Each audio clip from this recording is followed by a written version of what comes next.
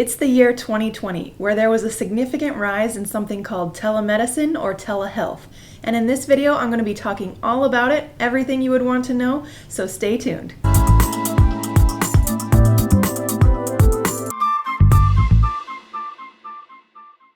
Hi and welcome back to this channel. My name is Dr. Lindsay Marie. I'm a board-certified family medicine physician, and on this channel I like to share a message of hope, health, and wellness for the mind, body, and soul. I also like to speak to aspiring doctors, so if that's something you're interested in, please subscribe. So what is telemedicine? As a family medicine physician who currently works for a telemedicine company, I'm often surprised at how many people I speak to out in the general public who still don't know what telemedicine is. So I thought I would shed some light on this topic today for anyone who is interested in trying telemedicine as a patient, or for all of you medical students and residents out there who want to know more about telemedicine in case you are interested in joining it in the future. Last week I made a whole video about various job opportunities in family medicine, and so this week I wanted to follow it up by also adding telemedicine as a job opportunity for family medicine. So back to that question that I asked earlier. What is telemedicine? Well, it's very simple. Basically, if you are unable to see your doctor in person, telemedicine gives you the opportunity to see your doctor online via a video software program, but it also includes having a phone conversation with your doctor, which counts as an actual visit. What is the history of telemedicine? So I graduated from my family medicine residency program in 2015, and at that point I had barely heard about telemedicine or telehealth. I myself had not heard very much about it until more around 2017 when I was already working in an urgent care setting. Okay, so maybe it hadn't gained its popularity yet and wasn't introduced into the mainstream until more recent years, but come to find out, I actually looked this up today, telemedicine has been around since the early 1900s.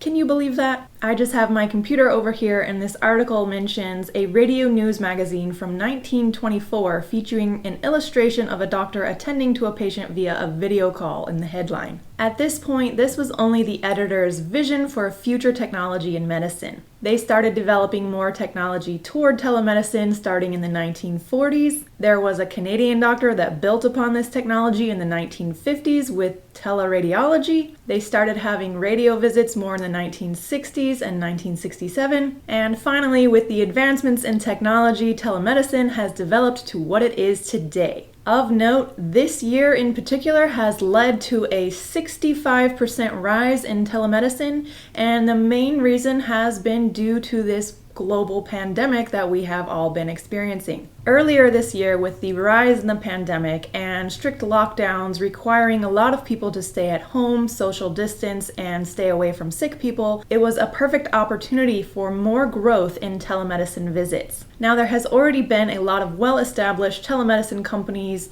which have created apps or platforms on the computer system, and these you may have heard of before, but some of them include Telehealth Online, Teladoc, MD Live, or Doctor On Demand. There are many more companies than this, but that is just to name a few for your reference. Then also what we have seen this year is a rise in established brick and mortar clinic offices that have since introduced a software program into their clinic to be able to allow the possibility of telemedicine visits. So now a majority of primary healthcare workers who either work for a large hospital group or their own private practice were now able to see their patients from the convenience of their office or their own home without having to put more patients at risk and concerns for spreading the coronavirus. Now I wanted to talk about how telemedicine actually works. So like we talked about, there are now multiple telemedicine companies who have developed an app to see a doctor.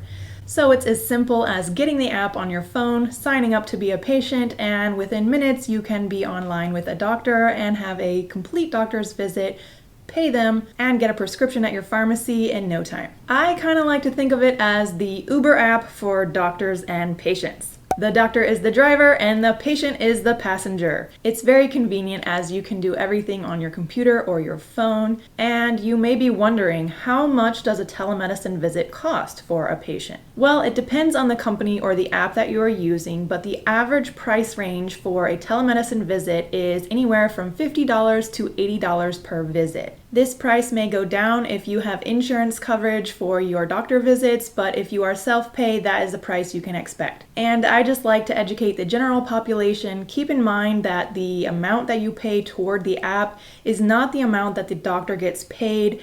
This goes to the company, and then the company has to reimburse the doctor separately, which is a separate amount. It's usually about half of that amount or a third of that amount, depending on the price per patient. So like I mentioned before, I myself am currently working for a telemedicine company. It's been a really great opportunity for me, actually, with a lot of convenience, as I am trying to transition more into the business side of things and breaking away more from the direct patient care, but that's just where I'm at in my stage of my career. So I plan to continue telemedicine as long as I can. It's a great source of income for me on the side, as I am also building other things. Now I wanted to go over what types of visits are really great for telemedicine, and these include things like colds, flus, and now this new coronavirus. We can actually do a good triage on the phone and through the telemedicine visit, but if it comes down to needing testing, we do refer patients to get tested for the coronavirus. Other common conditions that we see, of course, include UTIs, skin rashes or skin conditions, acne.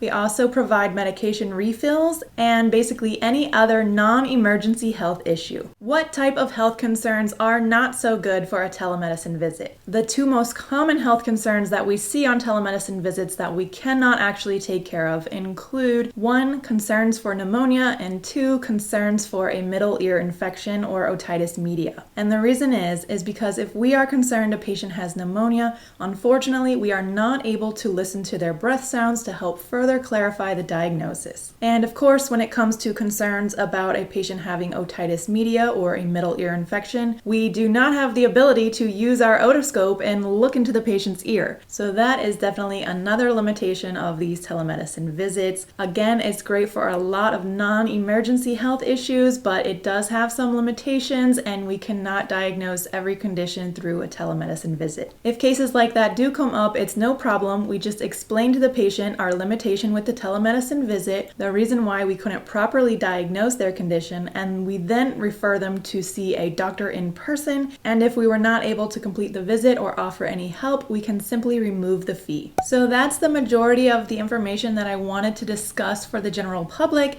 Now I just wanted to go over a few items on my list for what it's like as a physician doing telemedicine. I know for myself, before I actually started doing telemedicine, that I had a lot of reservations and some concerns about it. So as a medical student or resident, you might have some similar concerns or questions, and I wanted to answer those for you. And the main question I had was, how exactly do you diagnose a patient if you can't do a physical exam and you can't listen to their lungs and you're trying to rule out upper respiratory infection versus bronchitis versus pneumonia? So at first it does sound somewhat challenging, but once you see your first set of patients, you start to gain more confidence in your abilities to diagnose online. Like you may have learned in medical school, one of the most important aspects for diagnosis does include the history and physical. In the case of telemedicine, you just have to rely more on your history and less on your physical. But I did want to let you know that we do have the ability to do a very limited physical exam online with the patient, and I'm going to just go over that briefly now. So the first step is obviously just to look at the patient on the video screen and see if they are appearing in a toxic state, if they are very fatigued, if they are not looking well, things like that. You can also assess if they are in a lot of pain just by their facial expressions, or also if they are having any type of respiratory distress, and you can look at their breathing to see if it is a normal respiratory rate or if they're having trouble breathing, coughing, or taking breath in. If you do feel there is a medical emergency with the patient you are seeing online, you do have the ability to help them call 911 or call 911 for them so that they can get quickly to the hospital and seek medical treatment there. For concerns of pharyngitis, we do have the ability to look in their throat. Even though it may be awkward, they can get near a window and place the phone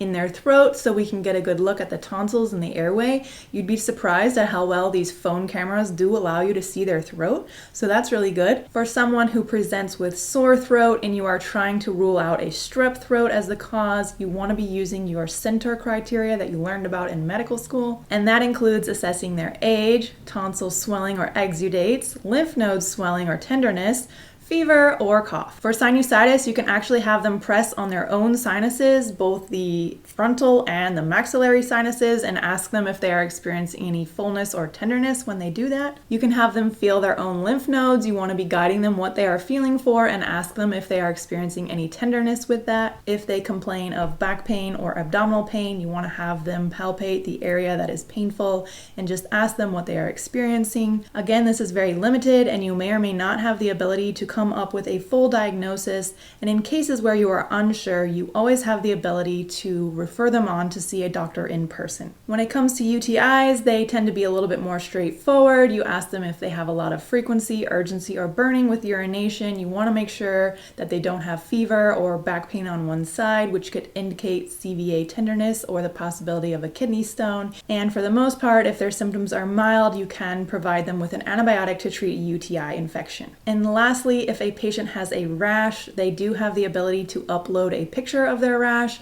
or if you choose to see it in person, they can just show you on the camera or the video screen. Now, sometimes skin rashes are hard enough to diagnose in person, so if you are still unsure about the cause of the rash, you can always refer them to a dermatologist or their primary care doctor for a definitive diagnosis. So that pretty much wraps up what I wanted to discuss today on all things telemedicine. If you have any other questions, please let me know in the comments. Also, I've got a lot of new subscribers lately and I have no idea who you guys are. YouTube usually hides your names from me, so if you want to say hi, feel free, don't be shy, and let me know if you have any other videos or topics that you would like me to discuss, and I would be happy to look at those and respond. Once again, thanks for watching. If you enjoyed this video, give it a like, and I will see you on the next video. Until next time, bye!